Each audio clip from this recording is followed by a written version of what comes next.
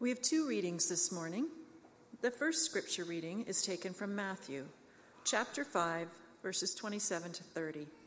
This can be found on page 5 in the New Testament portion of your Pew Bible. Reading from Matthew, chapter 5, beginning at verse 27. Hear what the Spirit says to the church. You have heard that it was said, "You shall not commit adultery." But I say to you that everyone who looks at a woman with lust has already committed adultery with her in his heart. If your right eye causes you to sin, tear it out and throw it away. It is better for you to lose one of your members than for your whole body to be thrown into hell. And if your right hand causes you to sin, cut it off and throw it away. It is better for you to lose one of your members than for your whole body to go into hell. The second reading is 1 Corinthians chapter 13, verses 4 to 8a. The reading is from the Message paraphrase of the Bible. I invite you to listen to this familiar passage through fresh words. So no matter what I say, what I believe, and what I do, I'm bankrupt without love. Love never gives up. Love cares more for others than for self. Love doesn't want what it doesn't have. Love doesn't strut, doesn't have a swelled head, doesn't force itself on others, isn't always me first, doesn't fly off the handle, doesn't keep score of the sins of others, doesn't revel when others grovel, takes pleasure in the flowering of truth, puts up with anything, trusts God always looks for the best, never looks back, but keeps going to the end. Love never dies. This is the word of the Lord.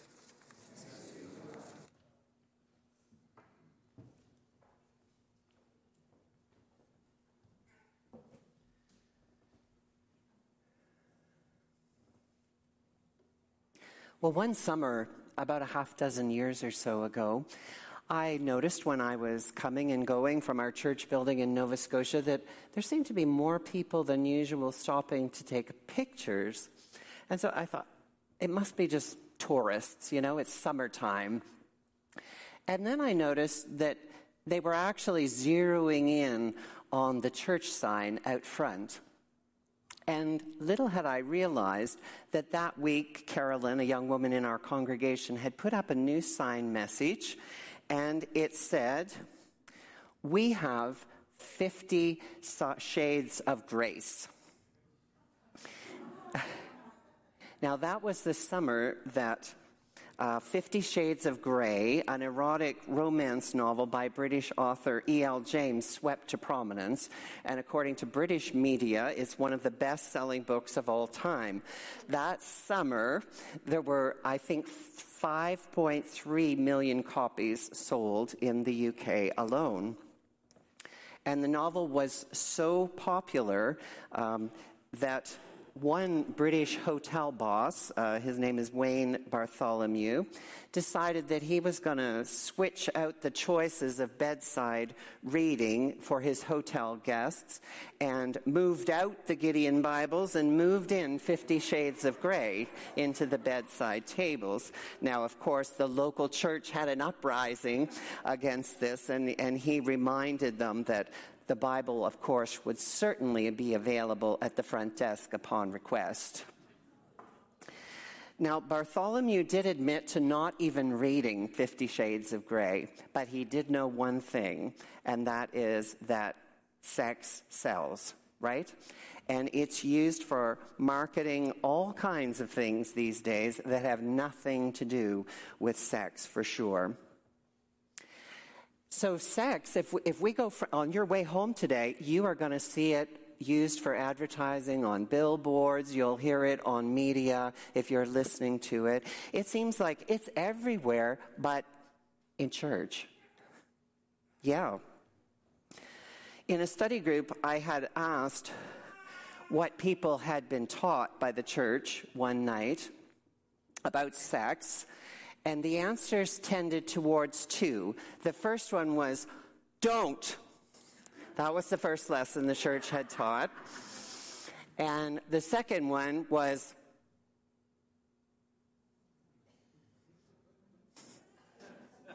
nothing. Yeah. We did at youth group one night, we put up some posters with, who's taught you different things about sex, and there were media, school, church, parents. The church one was actually pretty well blank. And the other one that was pretty blank too was, which one? Parents. Yeah. It seems like more recently, the church has been pretty silent on this. And this is an important voice when it comes to this discourse about human sexuality in our midst as a society. We need to be there. We need to be able to put this into words. And I know it'll be uncomfortable for some of you. Some people complained after the first service today about this being the topic. But we have to put up with the uncomfortableness of it and just allow the Spirit to be able to work in and through us. So today, in this series on the 7 deadly sins, we're looking at lust. And as you've probably already noticed in these 7 deadly sins, it's usually a gift that God gives that goes wrong, that ends up in making it a deadly sin. And so you could say healthy self-esteem is really a gift and a good thing, but when it moves towards selfish pride, then it's a deadly sin. And so it's very much the same with sex. Sex is God's good gift, but when it moves to lust, then that's the corruption of this very good sin, or this very good gift that makes it a deadly sin. Yeah. I mean, we could do a whole sermon on the church's issues over sex through 2,000 years. There's a long story here. But we're just going to work on getting our first sermon together on sex under our belt, right, this morning? Yeah. So let's just spend the first little while thinking about the gift, some theology on the goodness of this gift of God's invention, right? God invented sex, so he's not afraid to talk about it. The ability to be sexually aroused and sexual desire for pleasure is part of God's good design for human beings. It is a good gift. We have to keep reminding ourselves of this good gift. In the whole Bible, there's even one book that is just about this. The Song of Songs, a whole book. And pretty well every book in the Bible has something to say about this. So neither the Bible or Jesus are as embarrassed to talk about sex as we may be.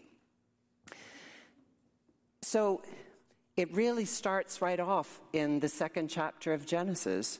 With this crescendo of Adam and Eve having sexual intercourse, and they become one flesh, and the man and his wife were both naked and were not ashamed. It was a good gift.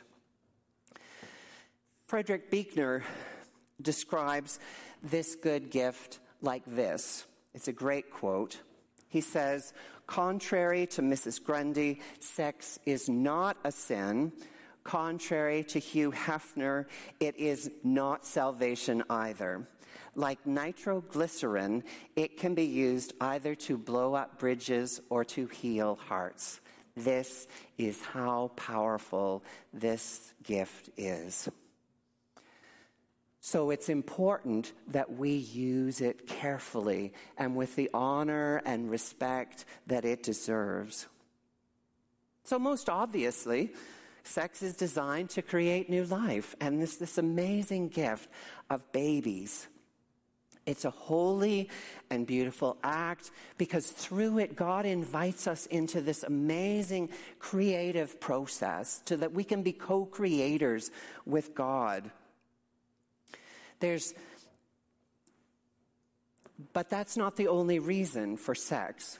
And it was at the time of the Reformation that the reformers tried to do some correcting on the church's issues about sex. And so the reformers were bold to say that sex was also about more than just procreation, but that it was about a bond between two people. And what happens physically is meant to also be symbolic of something that happens spiritually and emotionally, a connection that happens between two people. Really, it's meant to be the super glue that holds a relationship together. And that's confirmed by science. You know, 2 hormones are released by the brain during sexual intercourse to help bind the couple together. And so marriage vows and this sexual consummation that signifies and seals them joins 2 persons into one. Have you heard that word, yada, yada, yada? Yeah. Well, actually, that is the Hebrew word to know. And if you've read the King James Version, you know that that's a euphemism for what?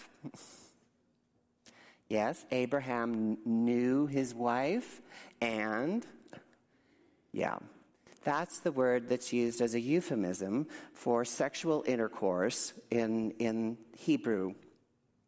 And so to be naked before another is to fully reveal yourself to another. And it's almost symbolic of revealing your soul to another. And so it is this deep knowing of another person. So you could say that the power of sex is that it's both a body and a soul experience, a spiritual experience that is meant to bring us not only closer to that other person, but to God as well. So in sexual intimacy, it's important for us to realize that we're not just touching someone else's body, but that we are actually coming the closest that you can to touching somebody's soul. So when we are intimate with another, a spiritual transaction takes place, and you become one, and you live a little bit of your soul in that other person, and that can't be undone. So it's a holy and a good gift from God, and even kind of mysterious in the way that all of this unfolds.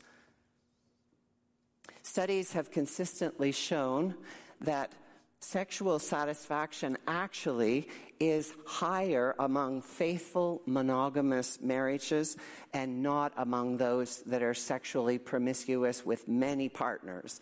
You know, so I know when I lived in Nova Scotia, the Chronicle Herald, the provincial paper, was happy to do this spectacular article on this man who said he had sex with 4,000 women during his life. But did they follow it up with an article on 2 monogamous people in marriage to show that actually, through research, is where the deepest levels of satisfaction and sexual pleasure come from? If we look around us, we know that sex has been trivialized and turned into a sort of recreation that is divorced from personal commitment. As one man mentioned after the first service, he says around us, love is continually being defined as lust, and we have to know the difference. He preached a good sermon to me right out in the foyer. You should have been there to hear him. He was enthusiastic about this.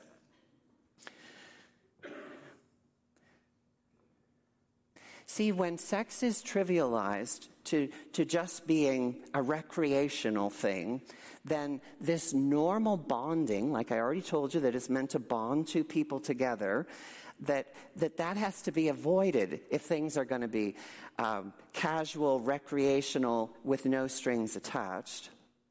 And this is exactly what's promoted on a lot of our TV and movie programs that we watch. The problem is that when sex is trivialized like that, the potential positive power of it in our lives is just not possible. And this is when love turns to lust and the corrupting power of lust. I like Rebecca DeYoung, who is a Reformed theologian. Her comment suggests that lust pretends that sex and sexual pleasure are really a party for one. And so lust makes sexual pleasure all about me and what I want, a self-gratification project.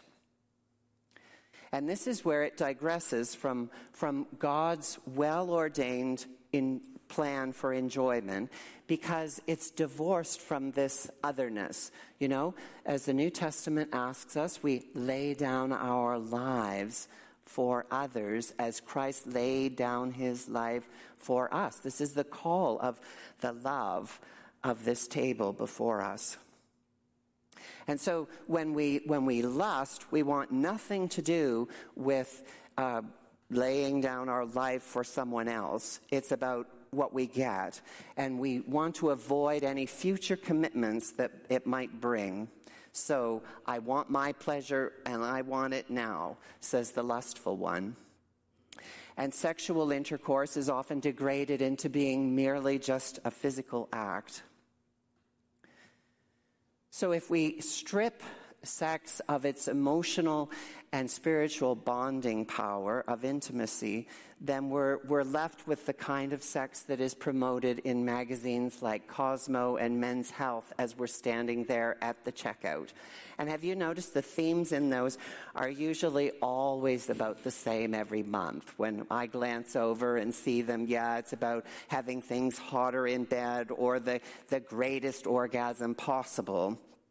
But this actually is really a very cold, clinical approach that is a long, long way from the theological basis of love and this warmth of a spousal, committed relationship. Because lustful sex makes the other person instrumental simply in getting what I want or being the necessary audience for a skillful performance. But as Jesus indicates in Matthew 5, lust doesn't even need to be consummated in sex to be a problem for us. Lust, says DeYoung, is a problem with your heart above the belt before it's a problem with the heat below it. And we can see that in that pornography today is considered the fastest growing e-commerce business in the world. And so it means that from desks, upright, otherwise seen as upstanding citizens can press buttons, download right at their office computers. Lust can also exist within a marriage if the spouse simply uses their partner to fulfill their own fantasies and desires, because lust always seems to leave one person used and empty. And remember Jesus' example again, the example of this table is of laying down our lives in love for others. Jared preached a very good sermon on gluttony last week, I hear. And gluttony and lust are actually closely linked, because the glutton can no longer be satisfied with the ordinary quantity or quality, and instead needs more and more to satisfy and to stimulate. And this is where we get into the problem where often a spiritual need, people try to fill it with a physical need, whether it's food or whether it's sex, but we need the spiritual. And so we might say, well, why is sex everywhere now? It didn't used to be this way. It's probably because people have drifted farther from the spiritual in their lives. And so they're looking for some way to fill that hole, as St. Augustine said, that hole that can only be filled by God. And so they're trying food, trying other things and addictions to try to fill the spiritual need. But we need more than that. And so more sex won't satisfy our deepest human spiritual need. And so the antidote to lust is not more sex education, says DeYoung, which we could think about in terms of our schools. She says it's just like more sermons and more book chapters won't necessarily make the temptation go away. But what can help is more God in our everyday lives and nurturing, loving relationships. Healthy, genuine, loving relationships with God and with the people around us, where we are naturally vulnerable to other people and where they are vulnerable with us. When we have fulfilled relationships, both with God and with other people, then we're not looking for this kind of thing. If your relationships with God and with others are adequately fed, then you won't even, it will just, the desire for this will lessen. Now, you may have noticed that from both of these passages, the bar has been set pretty high. You thought it was set high for the 1 Corinthians passage, Jared, and Jesus sets it pretty high for all of us in his gospel lesson as well. And I think we all know that we have fallen short. If you're sitting here thinking, I must be the worst person in this room, you're not, because you are in good company, because we are all sinners and far short of Jesus' vision for what love looks like. But that does not mean that God can't do something good with us all, because he invites ordinary sinners like us to his table and also into his love, so that we might be transformed by it. When you come to Jesus with this, you've come to the right fellow, the right person. Jesus accepted people with all kinds of sexual histories and problems. Remember, he got into significant trouble over who he welcomed. And he never got embarrassed. He never turned anyone away. And he never gave up on anybody. And he certainly won't start with you or me. So as we come to this table this morning, let us remember again what real love is about. Breaking open our lives, laying them down in the service of others.